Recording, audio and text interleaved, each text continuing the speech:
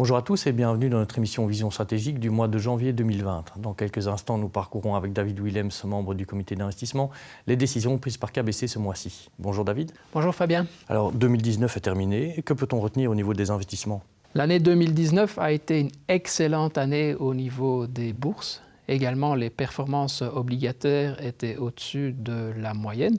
Et donc, tant pour l'investisseur défensif que pour les dynamiques, ça s'est traduit par des beaux résultats au niveau des portefeuilles.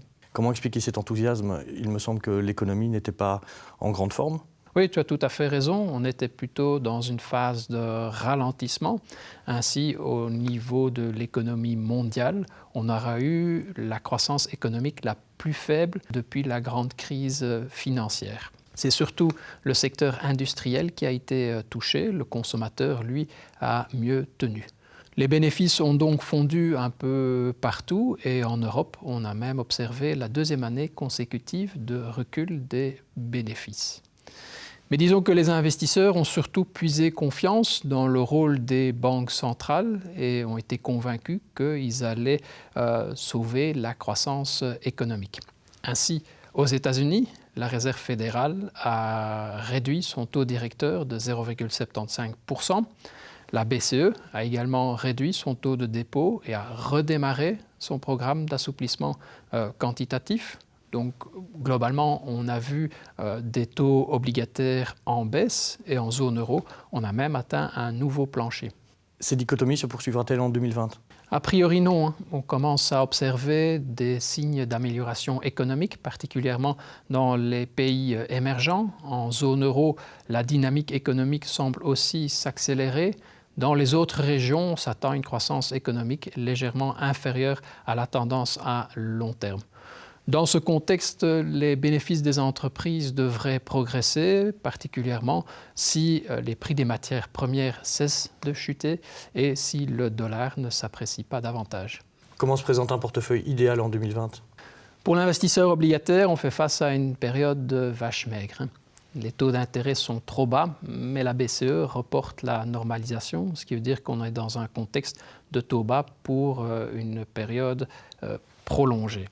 Disons que ce n'est qu'une maigre consolation pour l'investisseur obligataire, puisque en zone euro, la plupart des obligations gouvernementales affichent des taux négatifs.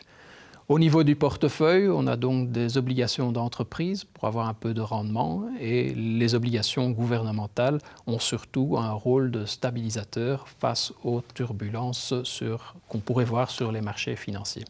Qu'en est-il des actions ? Les perspectives en action sont bonnes pour l'année 2020 dans un contexte d'amélioration économique et de reprise des bénéfices. Les bourses devraient grimper. Notons toutefois qu'au niveau de la zone euro, la croissance économique est et restera structurellement faible, ce qui veut dire qu'on réoriente considérablement le portefeuille vers des régions à plus forte croissance économique comme les États-Unis et les pays émergents. Ces derniers devraient ou pourraient alors avoir un mouvement de rattrapage en 2020. En effet, le contexte économique dans les pays émergents est en amélioration et la valorisation y est attractive. Doit-on craindre plus le Brexit, la guerre commerciale ou les élections américaines ? Disons que ces éléments peuvent toujours survenir, comme tout risque d'ailleurs, et donner lieu à des turbulences, mais nous pensons qu'ils ne seront pas de nature à dérailler le moteur économique. Tous les 4 ans, il y a des élections aux États-Unis et on constate qu'en moyenne, le parcours boursier lors d'une année électorale est très similaire à celui des autres années. Quel conseil pour les investisseurs ? Alors disons qu'il faut surtout rester investi, c'est la seule façon de se protéger contre l'inflation. Comme indiqué, les perspectives en action sont bonnes, même si on n'égalera pas l'année 2019. L'obligataire, il n'y a plus grand-chose à gagner. Donc au niveau du portefeuille, la performance viendra surtout de la partie action, même si ça s'accumule aussi ou ça s'accompagne aussi de turbulences. L'investisseur frileux s'oriente surtout vers le compte d'épargne, mais tu sais comme moi que les intérêts y sont particulièrement faibles et que donc dans ce contexte, ils sont largement inférieurs aussi à l'inflation. L'inflation pour 2020 en Belgique est estimée à 1,4%, donc une perte de pouvoir d'achat et donc une nécessité de rester investi. Merci David. Avec plaisir Fabien. Merci à tous de nous avoir suivis. Si vous avez la moindre question, n'hésitez pas à contacter votre private banker KBC. Nous espérons vous revoir nombreux dans l'une de nos prochaines émissions.